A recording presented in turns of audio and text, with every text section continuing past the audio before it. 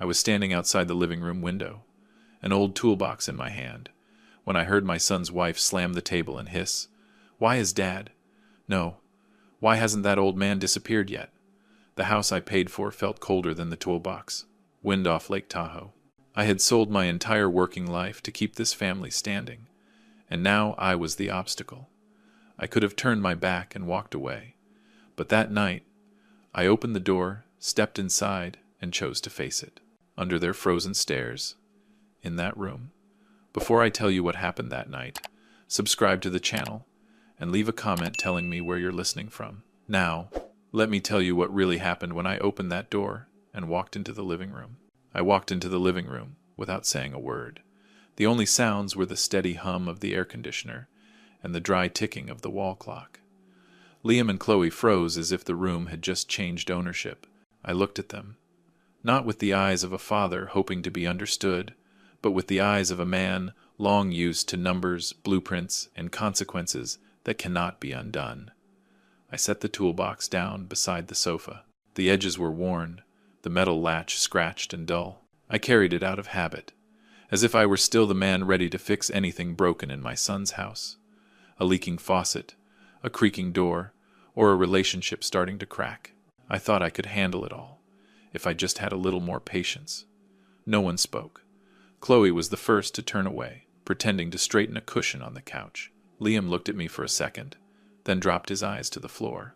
That gesture was so familiar it sent a chill through me. It was the look of someone who had already decided, just waiting for the right moment to close the door behind someone else. I walked slowly toward the dining table. Water rings from their coffee cups were still on the surface. This house was always clean, modern, and quiet in a way that makes you feel unnecessary. When I signed the papers to buy it, I thought that silence meant peace. Now I understood. It was just empty space saved for someone being pushed out. I reached into my jacket pocket and pulled out an old set of keys. The keys to the machine shop, the place where I spent nearly 40 years of my life, where the smell of oil and hot metal became more familiar than food from a kitchen.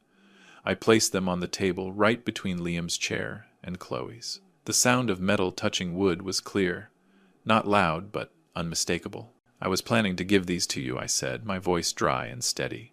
"But maybe I came too late." Liam looked up. His eyes wavered, not with regret but with concern. Chloe turned back, a tight smile appearing instantly, like a reflex she had practiced. "You must have misunderstood," she said. "We're just a little stressed, that's all." I didn't argue. At this age, I've learned that arguments only reveal more of what people are trying to hide. I looked around the living room, every detail carefully chosen: the leather sofa, the abstract painting on the wall, the wide glass doors facing the lake. 80% of the money here was mine, yet nothing carried any trace of me. I remembered the afternoon I signed the papers to sell the shop. The broker said it was a good price, $1,200,000. Enough for me to rest. I nodded without hesitation, because I was thinking of Liam. The long debts. The late-night phone calls. His voice tired, frustrated. I transferred money again and again until the numbers felt as familiar as my own heartbeat. In my mind, one figure stood out clearly: $850,000. That was what I spent to clean up Liam's messes, to buy this house, to make the family look stable from the outside. I never saw it as an investment. I saw it as duty. "I just stopped by to fix the faucet," I continued, as if what I'd overheard had never happened. "It's still leaking." Chloe gave a thin smile. "No need. We already called someone." That sentence closed the last thing inside me. Not because of the faucet, but because of the way she said "we," as if I had never been part of this house at all. I turned and walked slowly toward the window. Outside, Lake Tahoe was calm, the sunset washing the water in cold gray light. I had stood there many times, believing I was looking at my son's future. Now, I only saw an invisible line, and realized I was standing on the wrong side of it. When I turned back, I saw Liam staring at the keys on the table. His hand twitched slightly, as if he wanted to reach for them, then pulled back. In that moment, I understood. He wasn't looking at me as his father. He was looking at me as the last obstacle that needed to be removed. I took a deep breath. No one told me to leave right then. There was no shouting. No door slammed shut, but the truth was clear enough. I was no longer welcome. I was just a problem, waiting to be solved. And when I walked out of the living room, leaving the keys behind on the table, I knew I wasn't setting down old metal. I was setting down the final illusion that sacrifice by itself earns respect. That night, I didn't sleep. The guest room downstairs was so quiet I could hear the wind moving across the lake. I lay there staring at the ceiling, thinking about the keys I had left on the table. Not because I missed the old shop. I missed the feeling. The belief that if I gave enough, everything would somehow be okay. The next morning, I woke up early. Decades of work don't let you stay in bed once the light comes up. In the kitchen, Chloe was already gone to work. Liam was still upstairs. I made coffee, sat alone, and let my mind return to numbers. When emotions stop being reliable, I always go back to things that can be measured. I opened the kitchen drawer, looking for a notepad. The drawer caught slightly. I pulled harder, and a thin stack of documents slid out and fell onto the floor. I bent down to pick them up, planning to put them back neatly. Then I saw the name on the cover. My name! Under it was a dry administrative title. I didn't need to read it closely to know what it was. I've handled enough paperwork in my life. This wasn't a bill. It wasn't a repair contract. It was a file prepared to prove that I was no longer capable of making decisions for my own life. I sat down and opened it page by page. The language was careful, almost neutral, but every line pointed to the same conclusion. I was described as confused, slow in my thinking, in need of professional care. There was even a signature from someone I had never met. I didn't feel anger right away. What I felt was a cold emptiness. The words I'd heard by the window the night before came back with painful clarity. Worthless. I understood then that it hadn't been said in a moment of frustration. It was the conclusion of a plan that had already been prepared. I stacked the documents again and put them back exactly where I found them. I didn't want Liam or Chloe to know that I had seen them. Not yet. I took my coffee upstairs, sat by the window, and watched the lake slowly brighten. In my mind, the pieces began to fit together. Chloe's sudden questions about whether I still remembered dates clearly. Liam asking me to sign papers just to make things easier for the family. The way they talked about a nearby care facility as if it were an obvious option for me. I had ignored it all because I didn't want to believe the worst. Now I understood. I was no longer a father being helped. I was an asset that needed to be handled neatly. At noon, I walked through the house. I ran my hand along the walls, the stair railing, the glass doors facing the lake. 80% of the money here came from me. But on paper, my name appeared only in small lines written carefully enough that no one would notice. I remembered clearly the day I signed the contract. I trusted the broker. I trusted Liam when he said it was all just paperwork. I smiled quietly to myself. In my entire career, I never signed off on a drawing without reading every detail. Yet with my own family, I ignored the most basic thing of all. By evening, Liam came home. We ate dinner in silence. Chloe talked about work.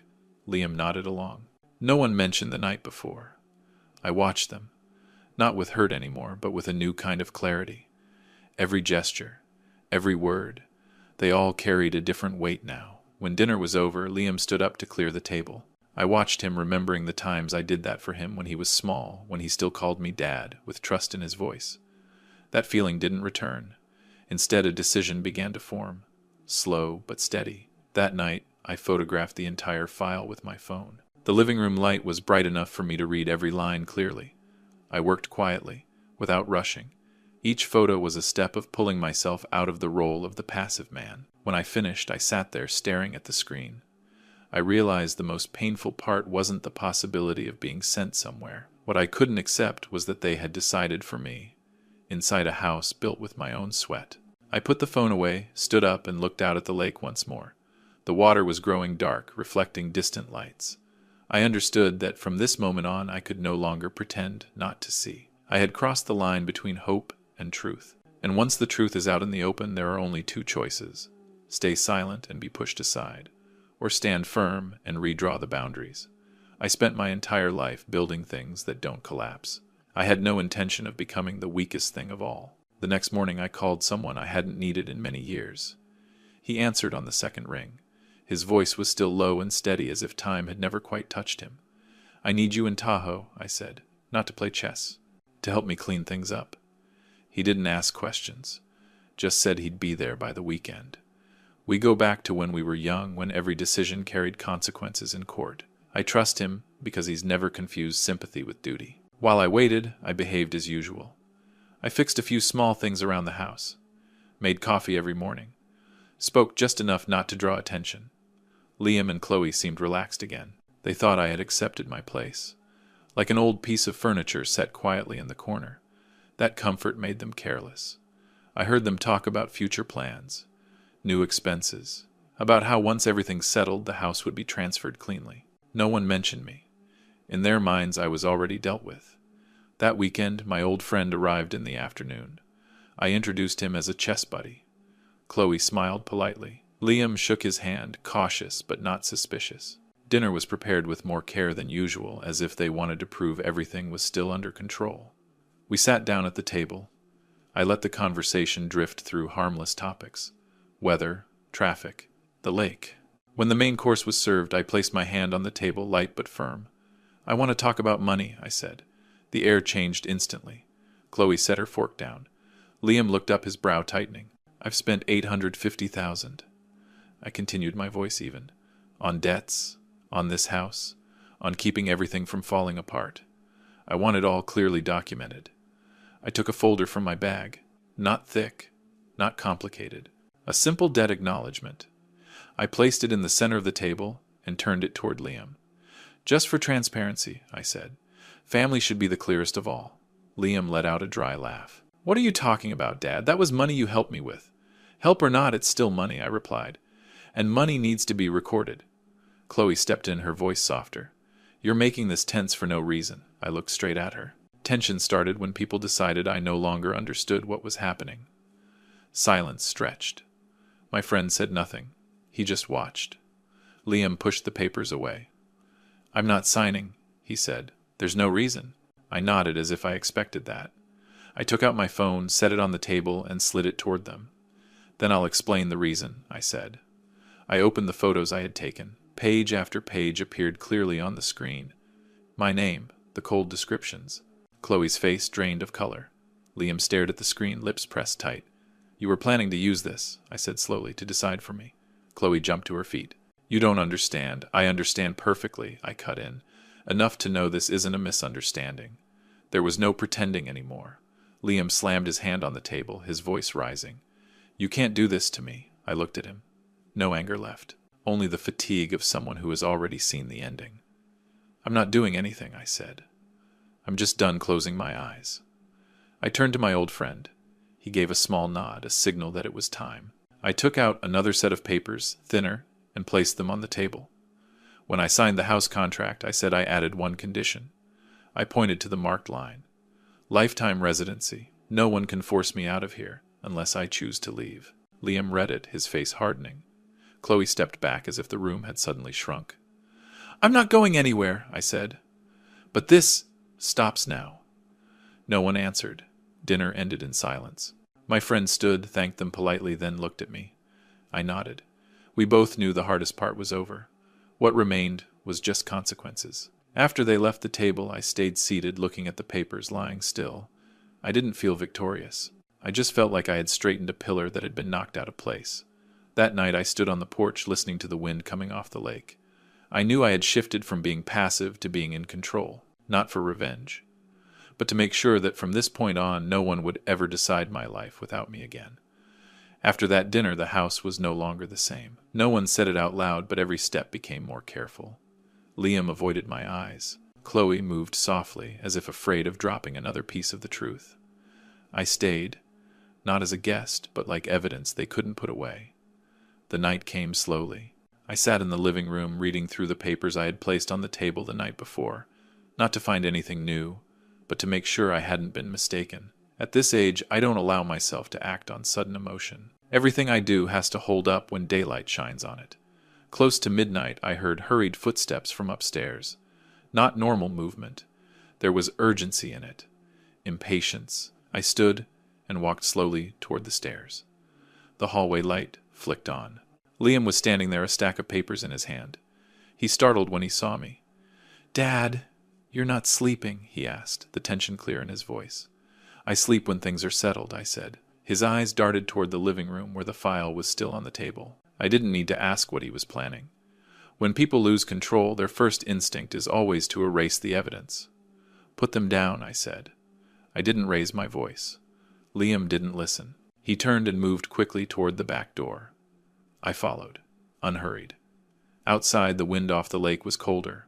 Moonlight spilled across the concrete patio, making everything painfully clear. You don't have the right to keep those, Liam said, his voice tight. I have the right to keep the truth, I replied. He stopped and turned to face me. In that moment, I didn't see my son. I saw a man backed into a corner, afraid because his calculations were no longer in his hands. He stepped forward as if trying to move past me. I didn't step back. I stood still, solid the same way I once stood in front of machines that weighed several tons. Finally, he let go. The papers fell to the ground. No shouting, no chaos. Just a truth stopped before it could disappear. We stood there for a few seconds. Then another voice came from behind us. Grandpa. I turned. Sarah stood in the doorway, a jacket thrown on hastily, eyes red, but steady. In her hand was a phone, the screen still lit. I looked at it and understood immediately. I heard everything Sarah said, her voice shaking but clear. Not just tonight. Liam spun around. What are you doing? He snapped. Sarah didn't answer her father. She walked over and stood beside me. I recorded it, she said. The times they talked about you. The times they said it was almost done. Just a little more. The air drained out of the space. Chloe appeared in the doorway, her face going pale when she saw the phone in her daughter's hand. She opened her mouth, then closed it again, as if every explanation had already expired. I looked at Sarah. You didn't have to do that. I know, she said, but I didn't want you to face this alone. In that moment, something inside me broke, and was stitched back together at the same time. Not joy, confirmation. That I wasn't entirely wrong to believe in family, even if that belief had been placed in the wrong hands. We went back into the living room. No one sat down. Sarah placed the phone on the table next to the papers. Everything lay there in the open. The silence now was heavier than any accusation. I think there's one more thing everyone should know, I said, breaking the quiet. Liam looked at me, his eyes empty. Chloe turned away, as if she already knew what was coming. I've invested, I said slowly. Not directly. Through an intermediary fund. Liam frowned. Invested in what? The company you work for, I replied. The words landed softly, but the impact was anything but. Liam stepped back as if realizing he was standing on ground that was no longer solid. He opened his mouth, then said nothing. Sarah looked at me surprised, but didn't ask. I didn't do it to monitor you, I continued. I did it because I didn't want everything I built ending up in the hands of people who don't understand its value. Chloe let out a dry laugh. You think you've won? I shook my head. No. I think the game is over. No one spoke after that. Enough truth had been laid bare. Everyone in the room had to face their part. Liam had nowhere left to hide behind excuses. Chloe had no script left to control, and Sarah, standing between it all, had chosen a side without being asked. That night, when everyone went to their rooms, I stayed in the living room. I picked up the papers and stacked them neatly. I didn't feel relieved. I just felt tired. The kind of tired that comes from carrying a weight for too long and finally setting it down. Outside Lake Tahoe was perfectly still. I looked out at it, knowing morning would come. But before the light arrives, there are nights that force people to look straight at what they tried to hide. And tonight, no one in this house could pretend not to see anymore. The next morning, the house woke up more slowly than usual. No one was rushing. No one was avoiding anyone. It felt as if the night before had drained the last bit of noise from the place. I made coffee and stood by the window watching the lake wrapped in a thin layer of mist. There was no sense of victory, just enough calm to take a deep breath. Liam and Chloe came downstairs late. They didn't look directly at me. I wasn't waiting for that. Everything that needed to be said had already been said during the night. Now it was time to restore order the way I always did, with projects once the structural problems were finally exposed. I'm not asking you to leave right away, I said, when we were all seated at the table. This is still a family home. But starting today, things will be different. Chloe pressed her lips together. Liam gave a very slight nod, as if every movement had to be weighed. The basement is still empty, I continued. You can move down there, not as punishment, just to give everyone the distance they need. No one argued. Sometimes silence is the clearest form of agreement. All the money I've spent, I added, will be documented. Each month you'll repay a portion. Not because I need the money. Because I need respect. Liam opened his mouth, then closed it again. Finally he said, I understand. I didn't respond. I knew that understanding takes time to prove itself. Sarah sat beside me, her hand resting on her teacup. She hadn't said much since everything came apart, but I saw something new in her, a steadiness, like she had crossed a threshold without anyone pushing her. After breakfast, Liam and Chloe began packing. I didn't help. I didn't supervise. I went outside, down to the small dock behind the house. The morning wind was cold but clean. I sat there watching the water ripple. In my hands was the old toolbox. I'd carried it my whole life, fixing machines, fixing doors, fixing things you can touch. For a long time I believed that with enough patience people could be fixed the same way. Now I understood some things don't need fixing. They need letting go.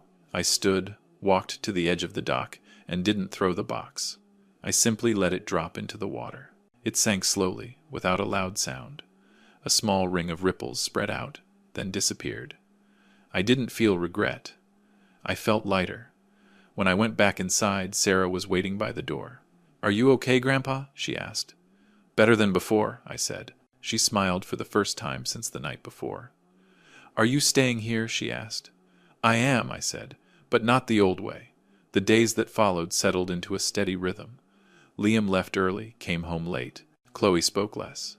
The house wasn't tense anymore, but it wasn't warm either. I didn't try to pull them closer. I let everything stand where it belonged. I took time for myself, walking around the lake, reading, sitting still without feeling useless. Sometimes Liam and I talked about small things. No past, no distant future. Just short conversations, polite, contained. One afternoon, Sarah brought me a glass of water and set it on the table. "Thank you," she said. "For what?" I asked. "For standing your ground," she replied. "If you hadn't, I don't think I would have dared to." I looked at her and realized that not every legacy is written on paper. Some things are passed down through action, at the exact moment they're needed. As evening fell, I poured myself a glass of wine and stood by the living room window. The last light of day rested on the lake, quiet, clear. I thought back to the question I'd overheard through the window that night. Why hadn't I disappeared yet? Now I had the answer. I stayed to redraw the boundaries, to remind myself that sacrifice doesn't mean erasing who you are, to live the years I have left not as a burden, but as a man with worth even if he stands alone. I took a sip of wine and looked around the house, no longer foreign to me. I didn't need apologies. I didn't need promises. I only needed the truth to be placed where it belonged. And that night, as darkness settled over Lake Tahoe, I stood there alone, but not lonely, knowing that for the first time in a very long while, everything was finally standing firm. If you've listened this far, thank you for staying with me to the end of this story. If it made you think about family, about boundaries, about respect, tap like to show your support. Subscribe so you don't miss the next story. And share this if you believe someone else needs to hear it. Your presence is the reason stories like this continue to be told. Thank you for listening.